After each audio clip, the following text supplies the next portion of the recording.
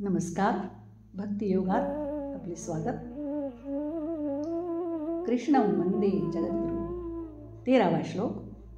अद्वेष्टा सर्वभूतानां मैत्रः करुण एव च निर्ममो निरहंकारः समदुःखः सुखक्षमी.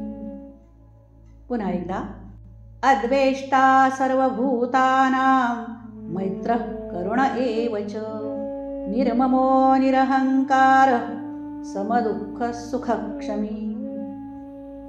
जो कोणत्याही भूताचा द्वेष न करणारा, स्वार्थरहित सर्वांवर प्रेम करणारा व अकारण दया करणारा, माझेपणा व मीपणा नसलेला, सुखदुःखात समभाव असलेला आणि क्षमावान, म्हणजेच अपराध करणाऱ्यालाही अभय देणारा असतो.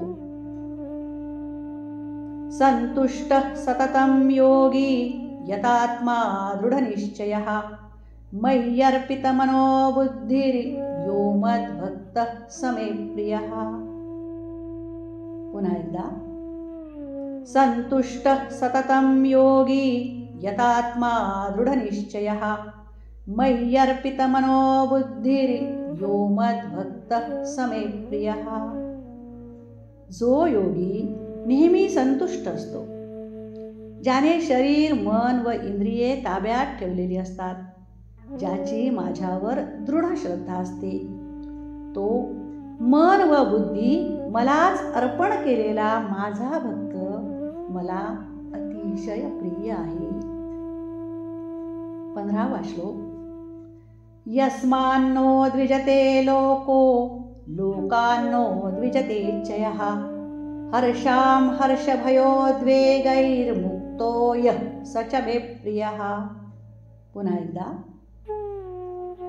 यस्मान्नो द्विजते लोको लोकान्नो द्विजते चयः हर्षां हर्षभयोद्वेगैर्मुक्तो यः स च मे प्रियः.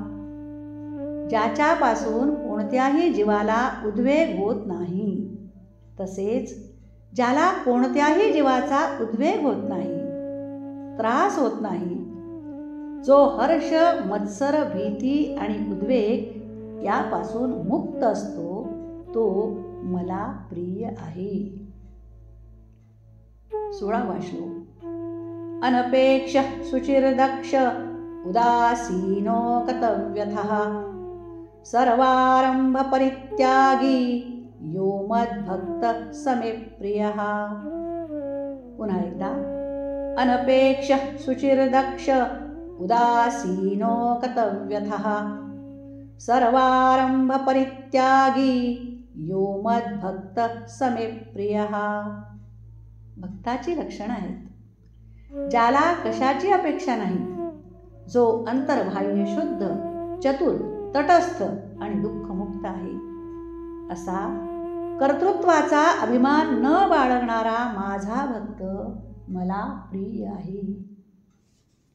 कृष्णं वंदे जगद्गुरु. भेटूया पुढील भागात.